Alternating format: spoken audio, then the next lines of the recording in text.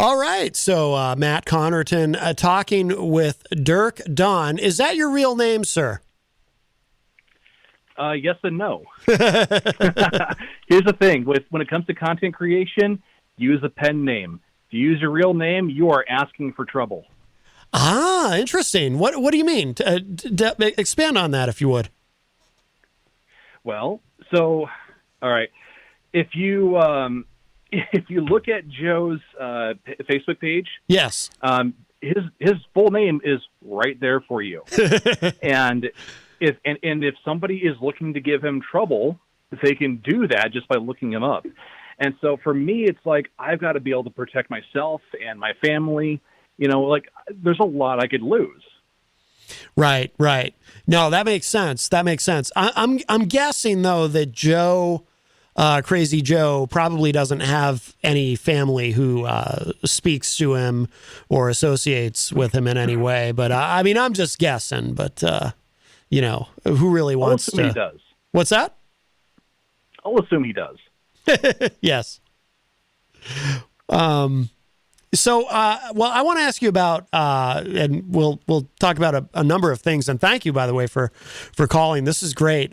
Jenny and I were both very impressed with the video that you created, the mini documentary, if that would be the appropriate term, regarding Crazy Joe. Yeah, you'd call that. Yeah. Let's see. I don't have it in front of me. What was it? Crazy Joe, How Not to Run a Podcast? It's How Not to Run a Show, the Crazy Joe train wreck. Yes. So, Dirk, what inspired you to create that video? Which is, again, Jenny and I were very pleased with it. It's wonderfully done, and it was a cool surprise to see that online. But what inspired you? Yeah, so there are a lot of people that do exactly the kind of video that I've done. And I tend to wear my influences on my sleeve. So when I discovered Joe last year, and it was from someone that I know posting something that Joe posted. And I thought, okay, this is a little bit off. Let's check out the page. Let's check out some of the live streams. It's like, okay, well, where's the show? And I realized, like, okay, maybe there's some screws loose with this person. Mm-hmm. And so I silently watched for months, and I was thinking, okay, you know what? I could maybe do a video talking about this guy, and more of a way of explaining, like, hey, here's what you don't do when running a show. Here's what you don't do with audiences. But then something magical happened. I found out him rambling about you and Jenny. And so I paid a little extra close attention here and saw what was going on. It's like, okay, now I can actually do a lot more with the content that I'm putting out about this. Mm-hmm. So that's why I reached out to you. Yeah, I noticed that one of the things that you say in the video is you talk about how prior to seeing his content about Jenny and I, how you, if content would be even the right word for what Crazy Joe does, that you regarded him as potentially a somewhat sympathetic character, but then you were very turned off when you realized, or you lost your sympathy for him or empathy or whatever it may have been, when you realized that, you know, not only might he have some screws loose, but apparently he's kind of I shouldn't say kind of, he's a bigot for all intents and purposes. Yes. It was during his first video that I listened to him talking about Jenny, and I was listening into the way that he was talking about her when he was saying things like her heritage. I was like, okay, that's a key phrase here. Like, I don't believe in I don't believe in dog whistles very much. Usually dog whistles are created by people that are looking for something to get angry about. Mm-hmm. But Joe's case was very blatant, saying things like it's in her heritage, it's what her kind does. And then, you know, it only got worse from there when he was saying things like how you, Matt, are apparently a traitor to your own kind, and then talking about black people the way that he did. It was like, no, like, like I could tell, even if he apologized to you guys, like there's nothing he's going to have professionally between you. Right. He was kind of on what I now realize was his best behavior for a long time, where he wasn't introducing any of that. I mean, I would see early on, getting to know him, videos where, he might use homophobic slurs here and there, which I certainly don't approve of either. But there are certain words that sometimes people use very casually, and they don't necessarily mean anything homophobic. It's just kind of, certain words that, we really don't use anymore. Actually, some words that were considered politically incorrect even when I was a kid. And I'm in my 40s. So some of those words that he uses, haven't been appropriate for literally decades. But, older guy, he's 64 years old. You kind of let some things slide. Not all ignorance is necessarily with malice, but what we realize now is he was just kind of, I guess he is capable of some level of discipline, because he was able to manage to hold some of that back from Jenny and I until he became angry with us. And then what we've noticed is once he became angry at us, there was a gradual escalation. He started making references to Jenny's quote unquote heritage. And we know what that's about. Jenny's Jewish, and then he started, he complains about hip hop, but then he started getting more and more aggressive about how he refers to Black Americans. And Jenny and I were genuinely shocked when he went so far as to use the N-word for the first time in one of his videos that we're aware of. But it was kind of a gradual escalation, He used that?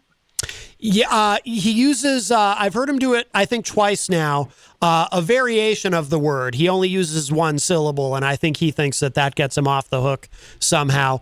By the way, Dirk, we are joined in studio by our friend Christian LaCoste, who is a content... Christian, how you doing, buddy? Hey, I'm good. Yeah, Christian got kind of pulled into this whole thing with Crazy Joe. And Christian is also a content creator, so he's very excited to talk to you. And he enjoyed the documentary as well. 100%. I heard YouTube, and I was very interested. Oh, yeah.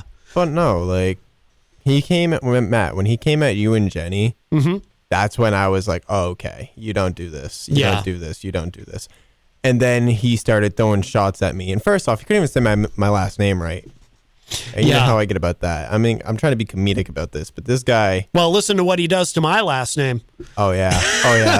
That's crazy. But nah, man, I was actually with some people last night, and they overheard all of this. Yeah. And they overheard him say that he was going to sexually assault me. Yeah. And that's when they were like, what is going on? Yeah. I don't know how much of the more recent... So many live streams last night too. Oh yeah, I don't know if you've heard the very most recent ones, Dirk, but yeah, he just gets it. It's like Crazy Joe is devolving right before our eyes into this really just genuinely horrible person. It's incredible. I even called him to get him off the phone. Get him off the live stream to just talk to him. Yeah. And then all night last night, I'm dead serious when I say this, he called me 10 times. Oh, yeah. Under an unknown number. Yeah. And just kept using these sound bites. And I tried to screen record it, and I couldn't do it. And it was just so irritating. Yeah. And then in the middle of his live stream, I got so sick of it that he invited my friend to go live because she was watching on her phone because he banned me from commenting. And I showed up, and he wasn't too happy. Yeah. When he invited that person to their live, and then I showed up. Yeah. Go ahead, Dirk. What were you going to say? Yeah. And this is after he was complaining about his phone being called as well. Yes. Yeah, that was me. Yeah, that was Christian. That was me. But the thing is, you can actually get his phone number by trying to call his Facebook page. Yep. Matt doesn't have to give it out. Actually, that's the wrong phone number. Yeah, the number on is it? the number on his Facebook page is different than the number I have. Because I was trying to de-escalate it for a little bit, and then he started going off. Yeah, I gave Christian his number, and I I do still have his number in my phone if someone needs to get a hold of Joe for any reason. But could always message you that. But anyway, yeah. So it's just been pretty incredible to watch him. I'm surprised by this, Dirk. Tell me if this surprises you that this guy continues to be on Facebook with the things that he says. I've had 20 people report him today. Yeah, and there doesn't seem to be any consequence though. It's amazing to me. I think he's broke the filter. Yeah, I guess so. Honestly. Well, it's a little weird to get into because Facebook is both automated and not automated at the same time. There are points where they'll actually have people look at the content to see if it is worth taking down or not. And I'm thankful that Joe isn't doing anything else that is stupid, because if he does anything like try doing copyright claims, like you could actually take him to court for that. And he is threatening to sue me, so I guess I better be on my bestest behavior. I'm gonna say here, I do plan the minute, actually, no, never mind. I'm gonna keep that low. Okay. Actually. I was gonna say it, but Matt, you know what I'm talking about. Yeah. Well, go ahead and expand. Go ahead and expand on that, Dirk. You were saying that Crazy Joe is actually threatening to sue you? Yeah. So I found out that after work he messaged my Arrogant Media Facebook page, and he asked, "Do you got money? Because I'm going to sue you." And I'm censoring what he typed, and so I asked him for what. He said, "You'll see." So I told him, "That's not an answer. Again, what are you trying to sue me for?" Free speech, so buddy. Here's the deal. Here's the deal. The reason why I want Joe to watch this is because Joe is wanting to act like he's such a patriot. But if he is a patriot, then he needs to stand behind the ideal, the principle of free speech. And I'm not just talking the First Amendment. Mm-hmm. I'm talking about Joe is trying to intimidate me to get me to shut up. Mm-hmm. That is censorship. And if Joe wants to be against censorship, then he needs to knock off what he's doing. Yeah, I mean, do you think? So, what do you think his deal is? Do you think he's just very arrogant in that he thinks only he should be able to say what he wants to say, but doesn't think anyone has the right to criticize him? Or do you think he's just because I wonder if it's something a little bit deeper than just arrogance, but also, and I suspect you might agree with me on this. I also think he possesses a complete lack of self-awareness. Well, he reminds me of a YouTuber named Onision. You ever heard of him? Yes, the name is familiar to me. Okay, so I'll give a little bit of background here then. Onision is an extremely manipulative person who will use his platform to say whatever he wants to, but if someone criticizes him, he'll go after that person.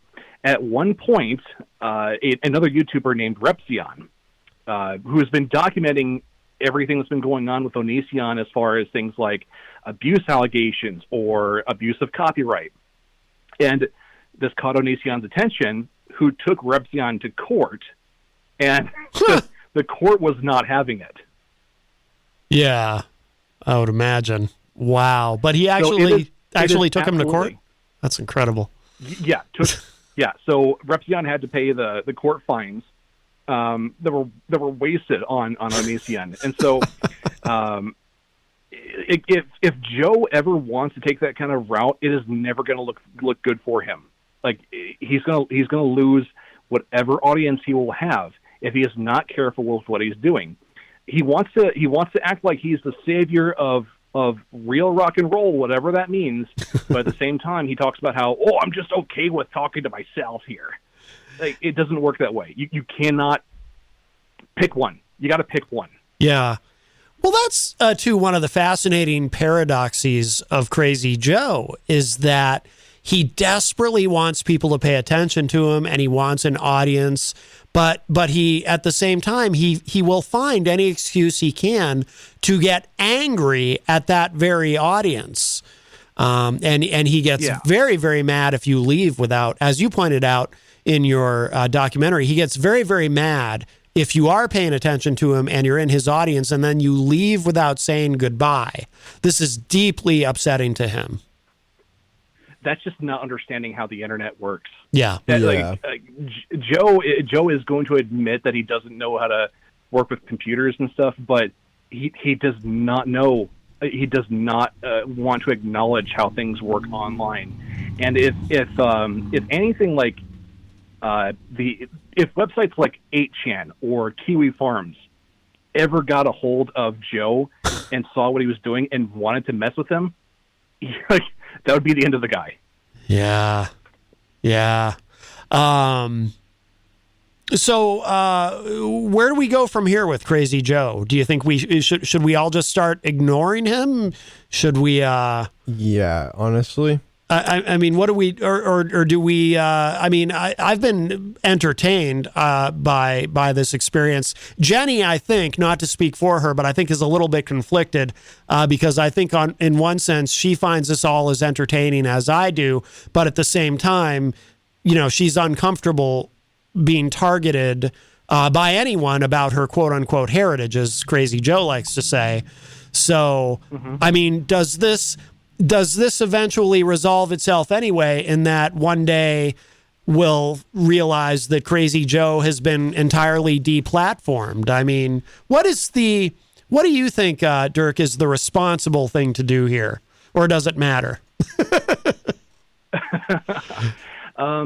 You ever heard of a lol cow?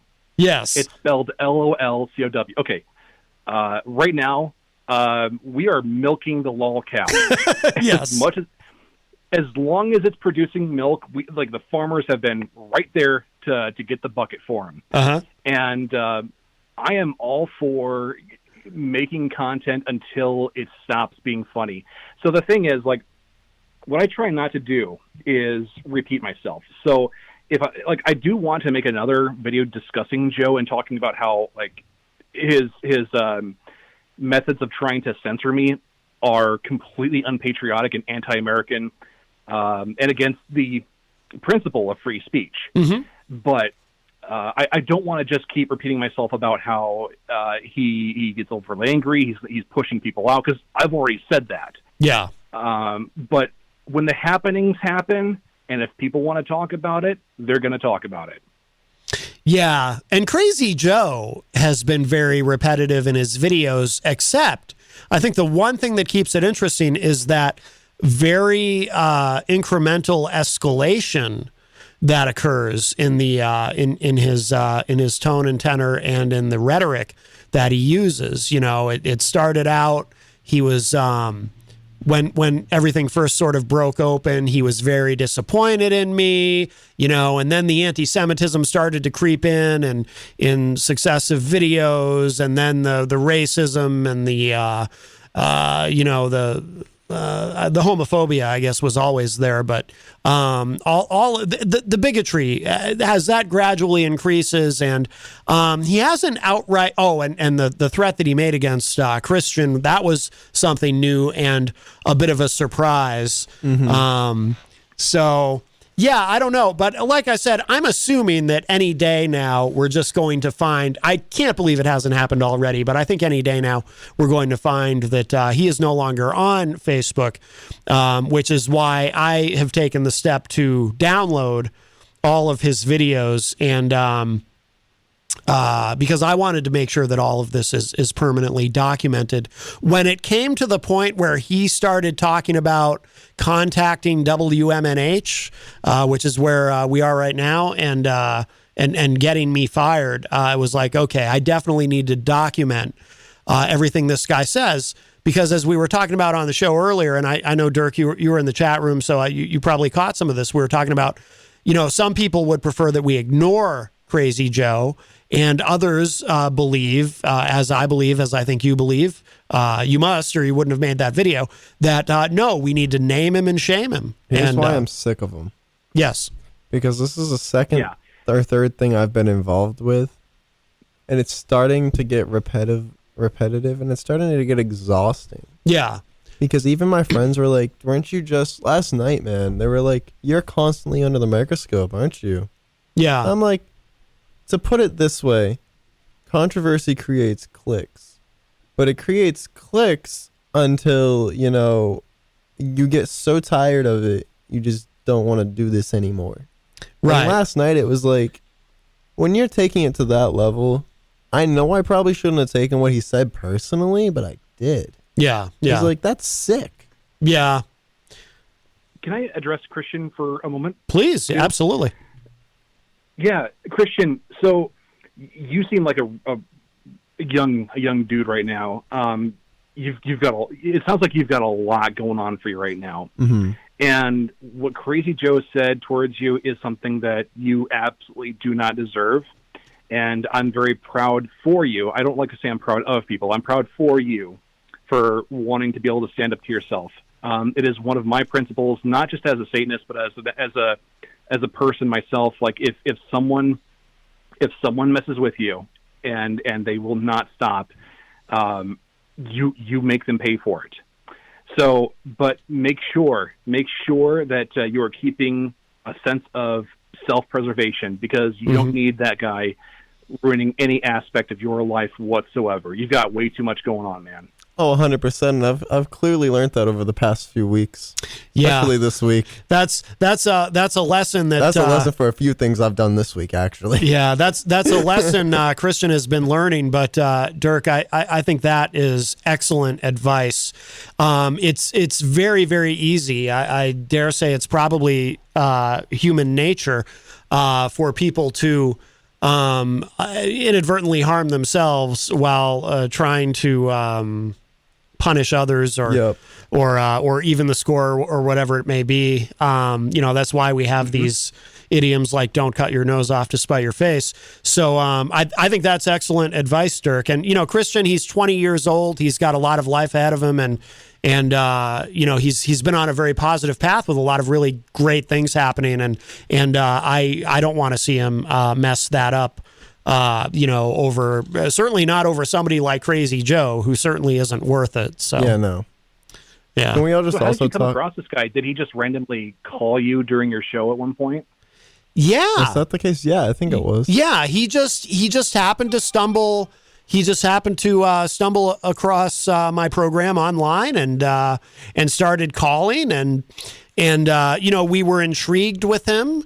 He kept calling, kind of enjoyed his calls. I think there was one or two instances, we're on FM terrestrial radio. So there was a couple of times I had to hit the dump button. We're on a 8-second delay because he kind of went a little too, he never swore, but there were a couple of things where he went a little far. Oh, 100%. With, maybe sexual innuendo or whatever. But for the most part, we enjoyed his calls. And then there came a point where he started getting angry at us because we weren't tuning into his videos and our fans were not going to his videos. So he started lashing out at not only me, but all the people of New Hampshire.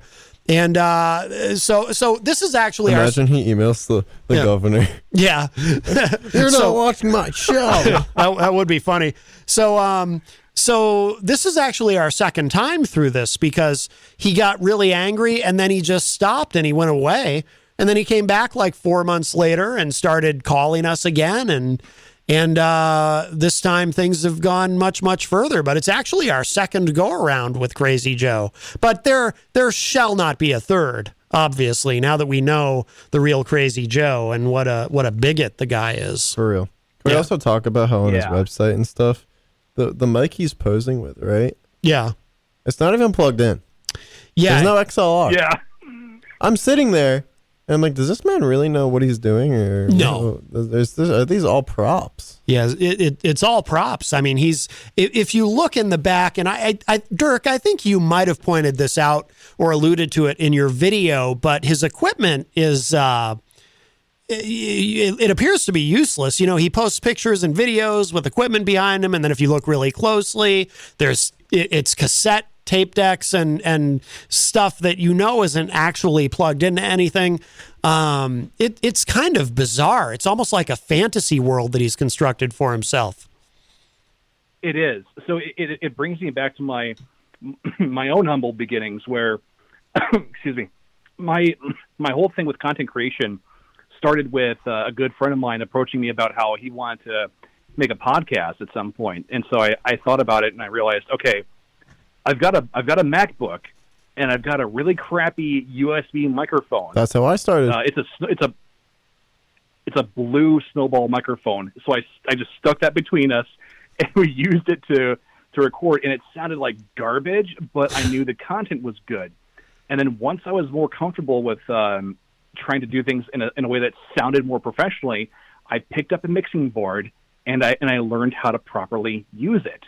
And if Joe wants any kind of progress in what he's doing, he will do the same, and he's not. Mm-hmm. Mm-hmm. Right, exactly. By the way, just a side note. So I started out in we were using a very old computer. This was I've been doing this for quite a while. I'm in my 40s, and when we started in a hair salon that I was working at, and off hours when that was the original iteration of this show. Off hours at a hair salon using a very old computer and one of those Logitech mics that just literally, no exaggeration, a $10 microphone that would plug into the back of the computer and, sounded like we were speaking through a tin can. But that was my beginnings. The humblest of humble beginnings. That's the thing. You had to start somewhere, but the big point was that you were working to build what you were doing, and the method as well. And by putting out the effort that I did, I was able to accomplish a good deal of things. I've been able to run interviews with different bands. I've been able to interview the voice actor of Bulma from Dragon Ball Z. Oh, it's like I've been able to do really, really cool things, and it's because I worked to make it happen. Mm-hmm. Exactly. I mean, same goes for me with any social media in general. Mm-hmm. I ran a journalism page for a while that got up to about 5,000 followers, and I interviewed Pete Buttigieg. I probably just said his name completely wrong. Everyone does. Yeah, it's yeah, we all do. And I interviewed him, and I interviewed a few other people, and I got into all these events to see how politics work, and then I was like, well, this is interesting. And then it was also social media that brought me to this radio station too when I was 17. Mm-hmm. Yeah, exactly. And I'm 20 now. But it's about putting in the effort. Yeah. Can I talk about this thing about like rock and roll being dead and saving rock and roll? Oh, yeah, it's completely dead, man. Yeah. So, like, bands don't really need the big name record labels like they used to. My favorite band, Fear Factory, just came out with a new album, and it just released last Friday. And it's available on vinyl. It's available on cassette. I have both of those two ordered and coming in the mail soon. Like I'm still buying my music off of cassette. The audience is there, but the audience is never going to be static. Like I've started listening to a lot more dungeon synth, which sounds like 1990s computer fantasy music, and it was originated by black metal musicians in the 90s. You have to find new stuff that's out there because it is. You just have to dig for it. Uh-huh. Absolutely. Yeah, totally. It's funny. I was just a little bit earlier, I was having a conversation with my father. My dad is 74 years old, and my dad but he's unique, and he's always been like this. He loves listening to and finding new music. Like he's never gotten stuck in the past. And it's genuine too. It's not like he's trying to fit in with people who are younger. He loves, not that he doesn't appreciate, the golden oldies or whatever, but he lives in an area where there's a college radio station, and he loves listening to that station and being exposed to all kinds of new music. My uncle is like that too. So maybe there's something genetic, because most people stop listening to, they just, at a certain age, they just say, okay, I've heard all the music I'm ever going to like, and I never want to hear anything new from this moment forward for whatever bizarre reason. But my dad's never been like that. And my dad said to me, he said, hey, by the way, tell Crazy Joe, there's a lot of great new music out there, and he just needs to give it a chance. Now, I don't think I'm not going to bother to pass that advice on to Crazy Joe because he doesn't want to hear it and he's not going to do it. But even my 74-year-old father understands that you don't need to save rock and roll. Rock and roll is doing just fine, and there's plenty of it. Mm-hmm. Well, and if it goes the way of like swing music, like back in the day, swing music was the big thing. Mm-hmm. But if it becomes no longer the big popular form of music, that's okay. Like, culture is always going to constantly evolve. Mm-hmm. Even hip hop is not the same as what it used to be. Like my father, 100%. my father in the 80s, like started to become bored of music. Like, he doesn't think that Iron Maiden is metal either. And so when I was growing up, I was like listening to just Christian rock because that's all I knew. So it was stuff like Petra, Newsboys. But then once the movie Triple X came out, like I went to the theater for that with my father, and we both discovered Rammstein. And it just lit him up. He loved it. Got to a point where he and I were purchasing our own copies of the same album. He's gone to see them live. Like, he loves the artistic merit that the band has. Mm-hmm. And to see him passion for that was incredible. And then seeing him discover dubstep and like really enjoy what he was hearing back when that was a big deal. Like, that was so much fun to me. Yeah. Oh, that's very cool. Which is awesome because being a DJ, that's actually how I got into DJing, was EDM and dubstep type music, because I've always had an interest in it. And coming from a musical background, I've been doing sound engineering and audio stuff since I was 14. Yeah. Yeah, don't stop doing that. Like, a buddy of mine has been DJing for the Radio Free Satan Network, doing the Metal Grotto for 7 years now. And like, I love the effort that he puts into it because he genuinely makes a great show. Mm-hmm. And that's what I try to do every day because, listen, I said something earlier too. Music, it's my therapy. And, DJing too, that's exactly where I want to be because I'm in front of a crowd. I'm putting on a show, whether it's lights, music, hyping the crowd up, getting these people dancing. That's my therapy right there. Oh, yeah. Absolutely.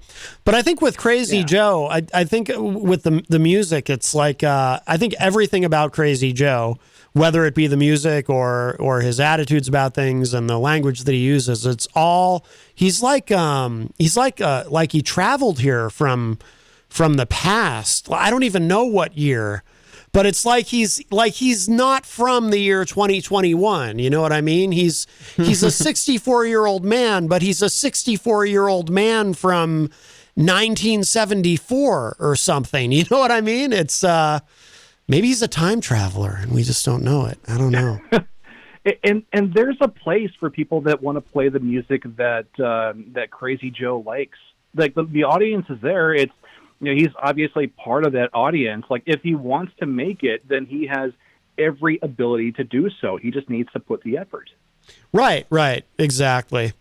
But he never will.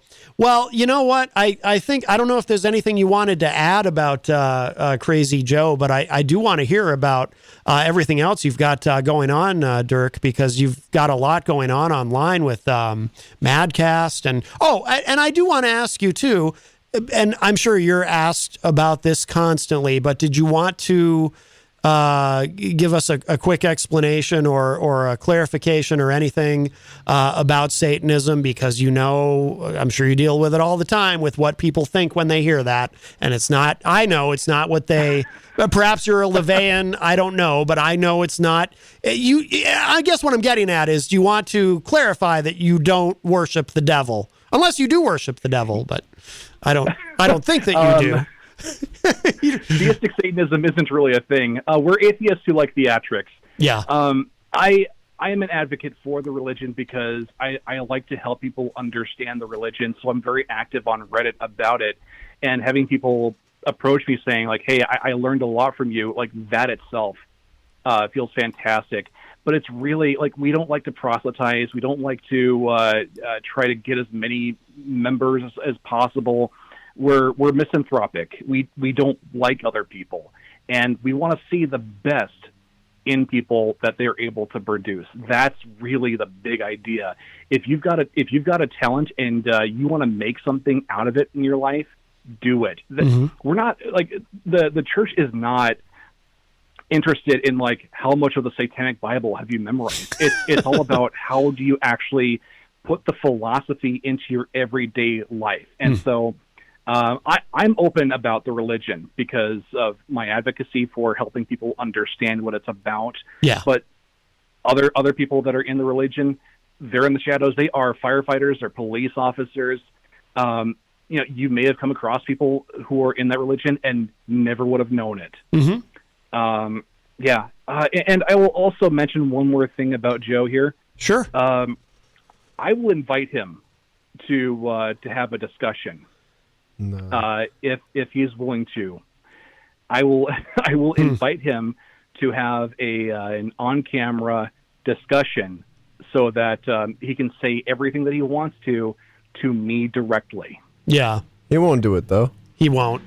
Oh, he won't do it because whatever he says will be used against him, just like in the video I put out. No, because he likes to silence people is what he likes to do, and he's made it clear. Yeah.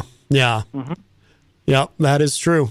Although, see, one person he will never block, though. I firmly believe this, because he has blocked a lot of people from his videos, watching his videos when he gets angry at them. But I believe he will never block me because he needs, I think if he were to block me, all of a sudden making those videos and insulting Jenny and I would be much less exciting for him.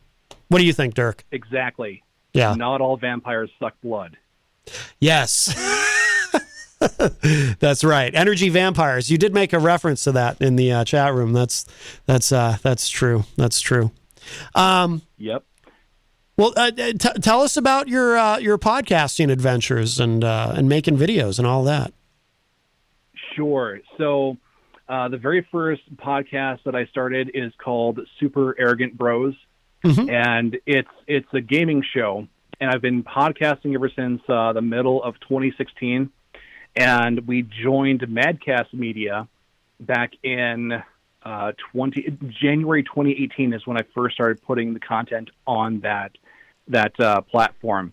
Madcast Media is the podcast network that is run by my very personal intellectual hero and sometimes mentor, Maddox. I don't know if you've ever read his old articles like I Am Better Than Your Kids, where he grades children's artwork. No, I'm not aware. He's like the first internet satirist. You can find him on the best page in the universe.net. Oh, he's a great friend, great guy. And so I'm proud. I'm very proud to have been able to talk to him on the level that I've had, because I've been able to share really in-depth and personal stuff with him. And then right now, today, we've actually moved on from having the show being a podcast to just doing YouTube videos, which allows a lot more freedom to what we're able to do. So it's all on the Arrogant Media YouTube channel, and on every other Thursday night, I do another show called The Plaster Paladins, which was started off as a podcast, but now it's a live streamed YouTube stream done with my good co-host and my good friend Stev, who is basically my Shaggy 2 Dope, as I'm the Violent J, with that Insane Clown Posse reference I made there, but also very, very good friends from another podcast called You Hate to See It. They've been phenomenal with the content we've been making. So, and then besides those two shows, whatever I decide to put out on YouTube, whether it's talking about John Schaefer at the Capitol riots, or when I talked about Courtney Love and how she's a person that nobody should ever be trusting, it's like a free reign thing where I can post what I want to. Yeah, yeah. Oh, very cool. Very cool. So what's the best place for people to go online to get access to all of your stuff? Should they go to the Madcast site or? The Madcast site is going to be able to give access to all the stuff I've been putting out previously. Well, I still post there. I'm trying to figure out what to do about videos on that website because I gotcha. we made that switch. So we're having like multiple Super Arrogant Bros videos per week, and I don't want to just flood the poor guy's website with just a slew of Super Arrogant Bros. Yeah, yeah. But either way, listen to Maddox's podcast too. He's been doing Godzilla versus Podcast Zero with his good friend Haley. But for the stuff that I do with Stev, my co-host, that's all on the Arrogant Media YouTube channel. Okay. Excellent. Very cool. Well, now I want to, before we wrap up, Dirk, I want to ask you the same question that I asked our friend Alex Whiteley, who I from the UK, who Skyped in with us, and he's also a content creator. Kind of, but not necessarily bringing it back to Crazy Joe, because this could be really advice for anyone. In fact, let's take Crazy Joe out of the equation and imagine that you're speaking to someone who actually you might be able to help. For someone who wants to get into podcasting or YouTubing, creating content, broadcasting, whatever it is, as someone who is now very experienced and successful, and what advice would you give to somebody? For somebody who wants to get into podcasting, I would say don't. Really? Unless you are absolutely passionate about the project, because it is almost impossible to build an audience off of podcasting. The way that the industry is right now, the big podcasts right now are already established, and the new ones that are going to become big are done by people who are already celebrities. So Bill Burr, Ozzy Osbourne, like all the big names. But if you really do believe in your project and you want to do it, then look into proper audio equipment and practice being able to talk in front of a microphone. And in fact, I took Maddox's advice with this one thing I'm going to share with you here. Maddox talked about when it comes to starting a podcast, record a few episodes and then delete them. 100%. Then start the show. I've done that before back when I was trying to do my podcast. Oh yeah. That was an absolute dumpster fire, but hey. Yeah. That's why I'm glad I stuck with YouTube, which I haven't posted on in like a few months. But we're working on it. We're working on it. Yeah. That's good advice, though. Yeah. That's good advice. Thank you. What? Yeah. For YouTube, though. Oh, go ahead. What? Well, for YouTube, for YouTube, make sure your audio is good. 100%. Same thing. Whether it's a USB microphone or any kind of equipment you're using.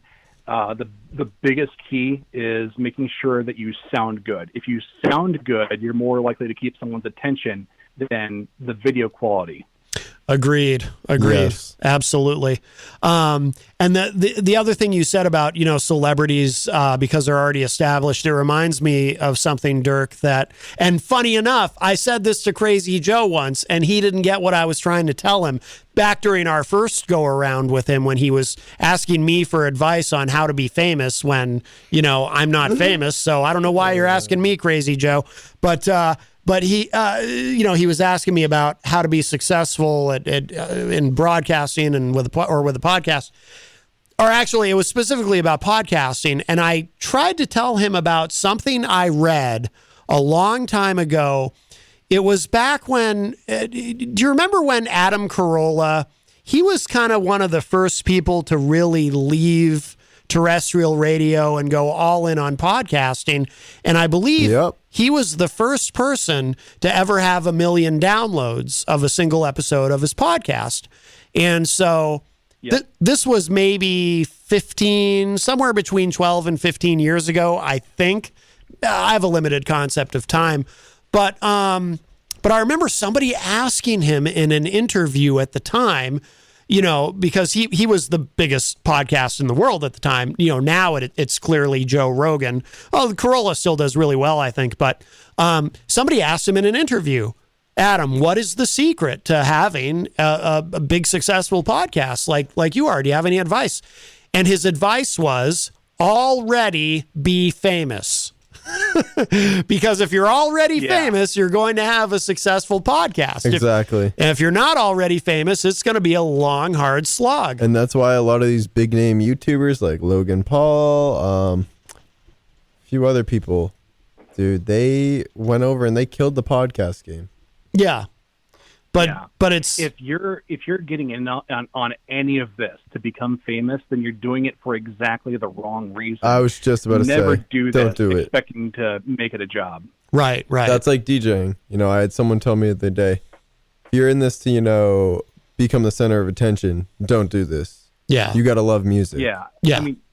I made Super Ergon Bros legitimately because I believe that other gaming shows sucked.